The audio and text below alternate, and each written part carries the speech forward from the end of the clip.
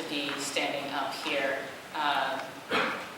amongst all of you and to have this opportunity to fill in during Carolyn's sabbatical. I came to All Souls a few times last year, and I was here last week, and really enjoy being a part of this community when I'm here. So, and today I'm going to share my thoughts about using this lens of metamorphosis, which is to say development or becoming that which is potential, as a way of understanding ourselves and the painful and kind of unjust circumstances that exist kind of in the present state of reality for many people all the time, every day, in many places. Which isn't to say that there are not also joyful things that are happening all the time, everywhere. But before I really get into this lens of metamorphosis, I want to introduce myself, tell my story a little bit, which is, a story of becoming in the past couple of years. As I said earlier, I'm from Washington State. I came out to Connecticut for college. I went to Trinity College in Hartford and graduated in 2003. And then I lived in the Bay Area for a few years and moved back to Hartford in 2007, and then down to New London in 2013. So I've been here for not quite 2 years. And when I was in Hartford, just a few years out of college, starting to find myself, that's when I was really spent a lot of time in working in food. And so I managed farmers markets. I made cheese at Cato Corner Farm in Colchester with Liz McAllister. And I had a farm business. I helped to get the new Connecticut Farmers Alliance started. I had a candy bar business. I discovered I really liked starting things. And then I'm also good at bringing people together in a way that kind of moves things forward faster in a really fruitful direction. And so I decided to pursue an MBA and went out to what's called the Bainbridge Graduate Institute at King Cho, which is kind of the first sustainable business program in the country dedicated to using business as a tool for good. And so that was a wonderful experience, and part of what drew me into that also was this really a curiosity about what is money. I've kind of come to think of money as a social technology. Like, money is something that humans made up. It's a system that we have inherited, but it's very pervasive and obviously very powerful, and it's hard to get perspective on it as this technology. As I was going through this MBA program, I was in it to kind of cultivate myself as someone who gets things started and can help others get things started. I realized I don't really want to run my own businesses anymore. I want to help other people with their businesses, but was also curious about money. And so I was thinking I was going to start a revolving loan fund in the state of Connecticut serving food and agricultural businesses, that there's unrealized potential in community loan funds to offer themselves as investment opportunities, because there's actually very few ways for people to invest in the support and creation of businesses where they live. Most of our investment opportunities are in Wall Street. There's actually a class system in the United States for investing. There's accredited investors and unaccredited investors, and that's not what I'm here to talk about today, but it's very interesting. And so I was trying to learn about how loan funds work, because I thought I was going to start one.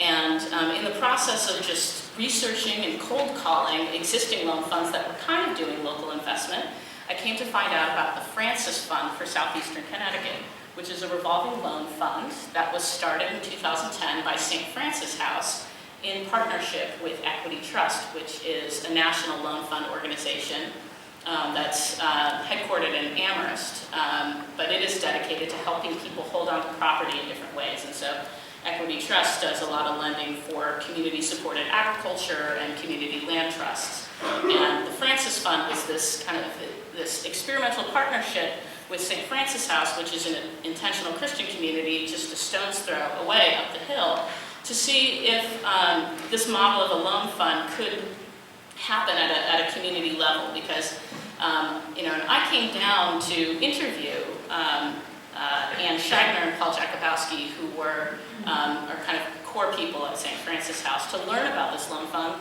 thinking I was going to start one.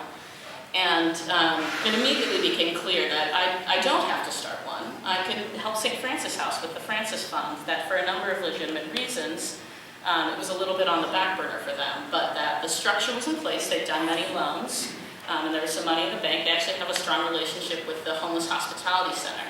The Francis Fund has done a lot of lending to help HHC buy houses that are now below market rate rentals for people transitioning out of homelessness. And so there's just a lot that we can do with money that isn't giving money away. There's a lot of good things that have income streams that can support them. So loan funds at kind of the community loan fund level are really using more patient capital, maybe a lower interest rate or longer term loan.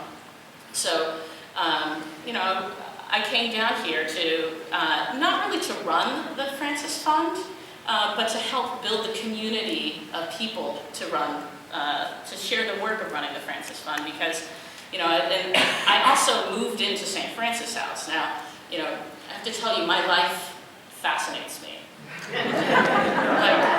I could not have made this up, because even though I had some religious education as a child, because my sister and I went to a school that had a chapel service and then ended up at a Jesuit high school.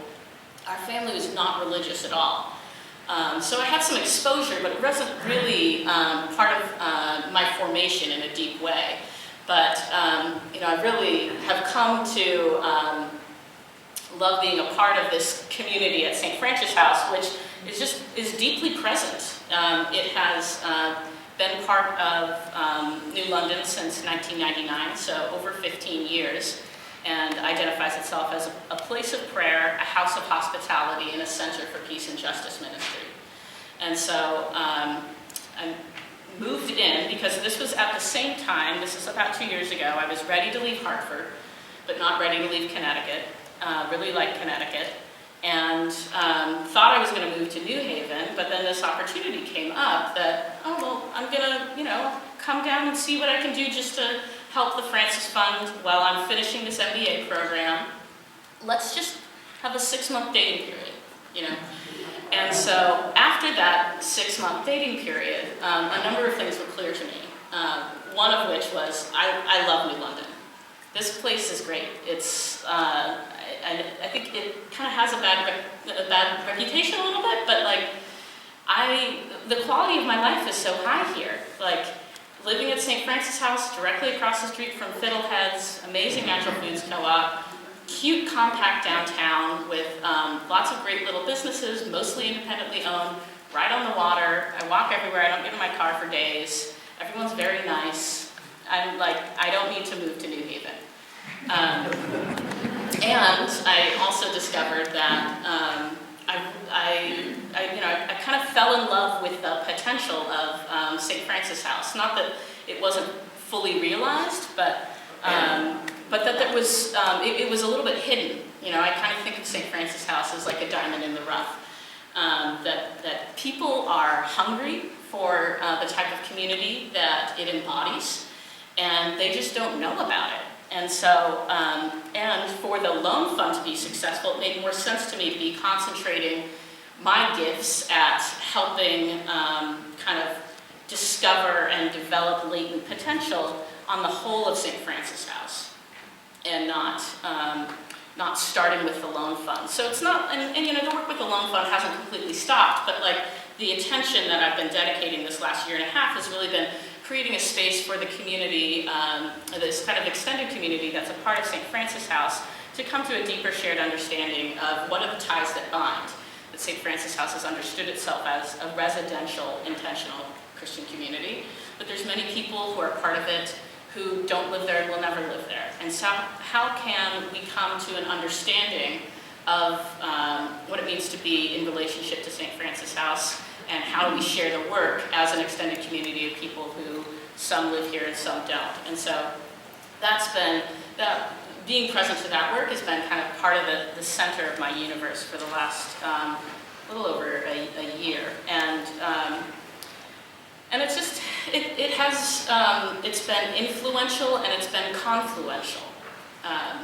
I definitely have learned a lot from being a part of St. Francis House, but I also, I feel at home there given the trajectory of my becoming, that I have in the process of kind of starting over a couple of years ago, really have done a lot of kind of introspective and healing work and getting to know myself, and that being within the kind of the container of an intentional spiritual or Christian community has really resonated. And so I do feel at home amongst this kind of unusual community that does shared work.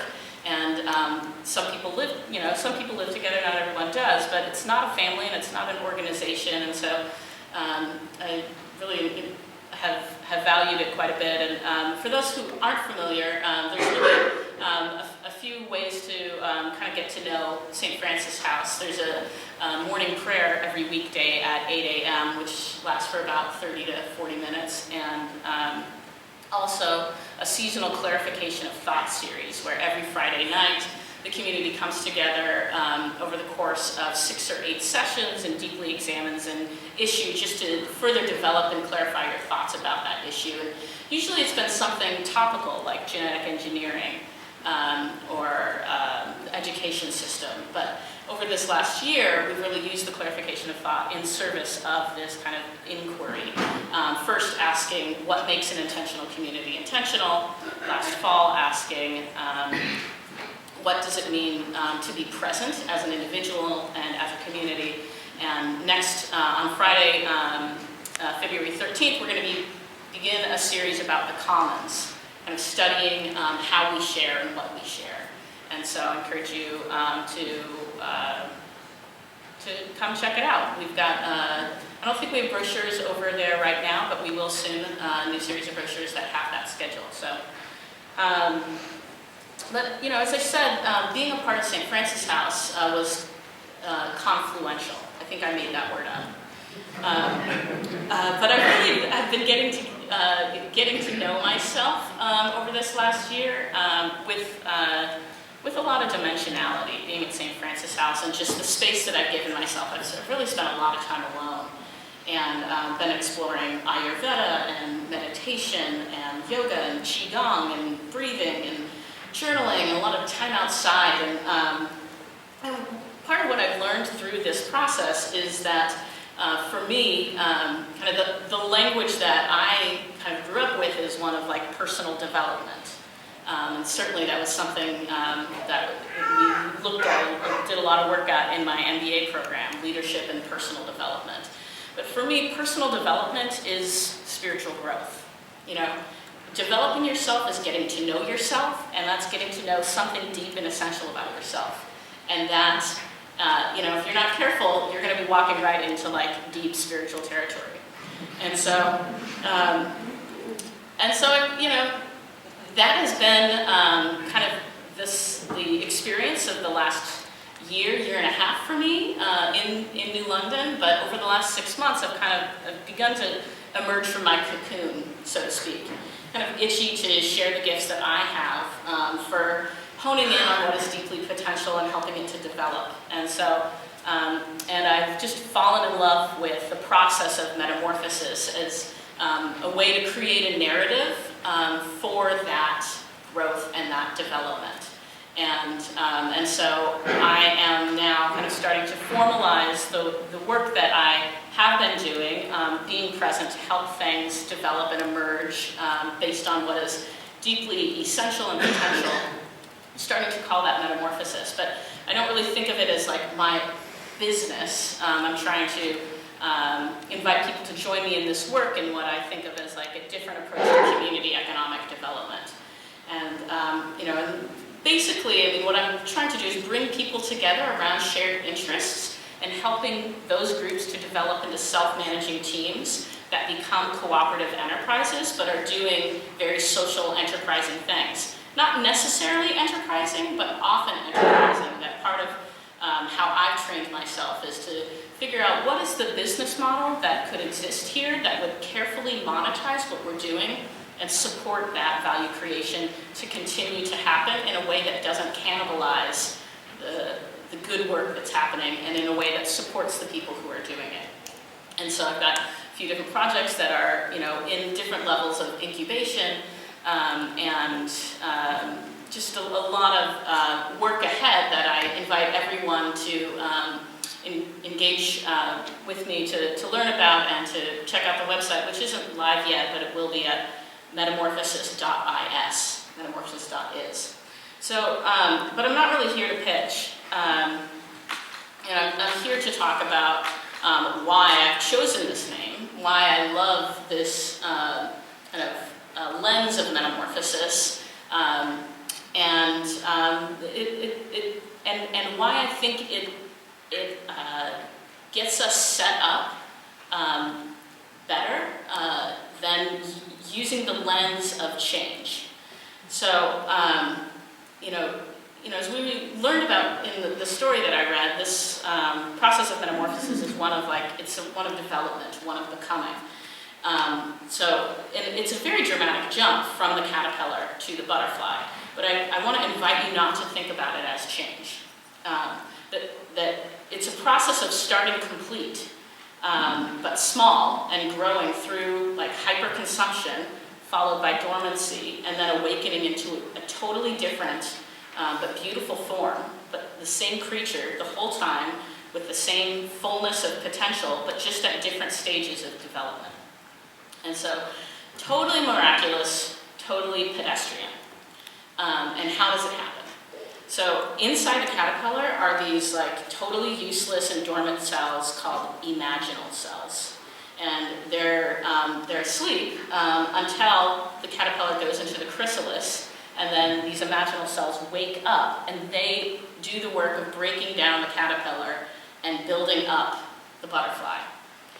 And so that is how I invite us to understand ourselves and kind of this moment in time.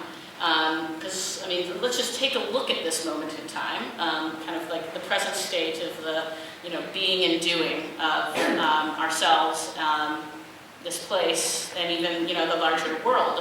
On the social side, there's widespread inequality, violence, discrimination that plagues a lot, many people, and it's not great.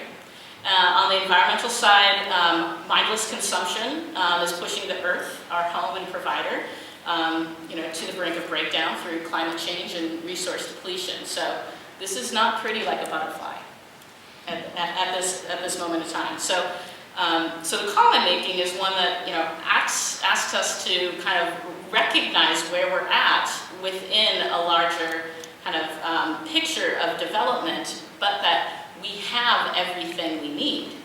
We don't need to overcome, we need to become. And so the other popular reference point about metamorphosis is Kafka's novel, very important novel in the 20th century. The main character, Gregor, wakes up one day and finds out he is kind of developing into like an insect beard creature. That is the title of, that's the story of Metamorphosis. And so, and I think the lesson there is that potential is within us as well. We can, and indeed this is maybe the track that we're on, to develop and metamorphosize into things that are not pretty. But I think that we have other options, because I believe that there is an inherent goodness inside all of us, and that exists at the level of individuals, at groups, larger groups like this congregation, or like the businesses, the groups of people that comprise businesses or places. That each of those is a unit in a way, and has dormant potential that can be developed. And so I just love this narrative, and I invite you to think about this instead of the lens of change. and talking and kind of looking at the lens of change. You know, I think, I mean, it makes me a little bit uncomfortable to go here because it's, you know, because many people who are engaged in the work of making change, who are change agents. I mean, many people would, you know, identify as change agents or aspire to be change agents.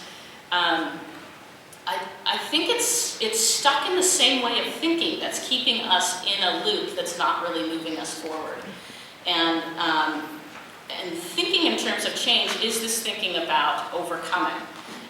It's saying that this is not working, this is broken, we need to fix this, this is a problem that needs to be solved. And it really casts everything in a binary light of us versus them, perpetrators and victims, advantaged, disadvantaged, and it's calling attention to the ugliness inside, you know, which just goes into a development process of that ugliness. Not in all cases, but and then on you know, thinking in terms of giving up privileges. I think, you know, with you know, that there's a message there that for things to get better, like, it's going to come at someone's cost, and that's just not very motivating. And so, and a lot of people just aren't doing the work. We need a lot more people in the work. And so, and it also, it's a way of pointing fingers, saying, this needs to change, I've changed, I know what's right, and this is wrong, this needs to change.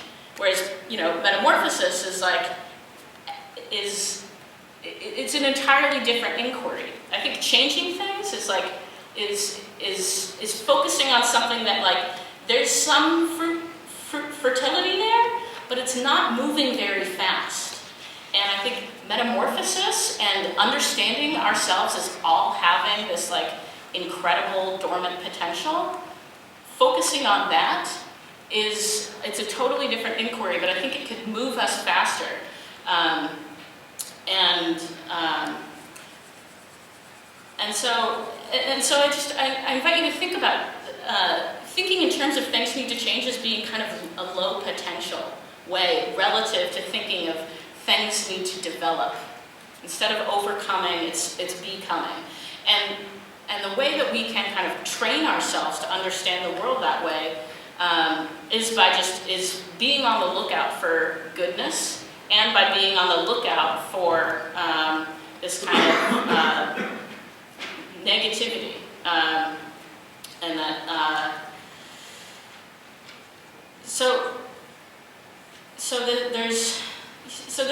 there are these two parts, right? It's like first developing, like, what I think of as like a muscle to say no thank you to the urge to fix what's broken. And that, and one thing that I'm on the lookout for is when things are defined in opposition, like anti-war or non-GMO or undoing isms, that way of looking at things is a way of trying to solve those problems. And it's not like we shouldn't be doing that, but I think it should be a flag in our minds that, like, oh, I don't want to be against something. I want to be for the development of something. When you start from this point of being against something, you've already seeded the definition of the work. And so, there's kind of these two parts of being aware of not being against something, not trying to fix things, but then this other part of, like, asking, what is the deep dormant potential here? What could develop in myself? And, you know, as I said before, these kind of like concentric circles of, like, the units you are a part of, starting with yourself as an individual, but then your groups, even your team at work, right?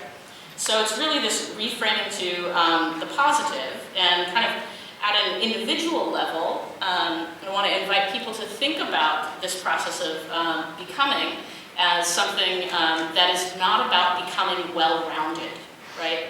That, like, there are, like, all of us are, like, amazing in, like, really specific ways.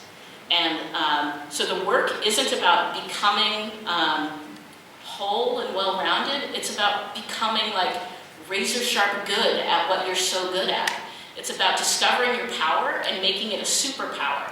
And then also knowing where are the things that what are the things you're not as good at, and who can you partner with? Who can be on your team that's so good at that? So that we are starting to really coordinate ourselves in ways that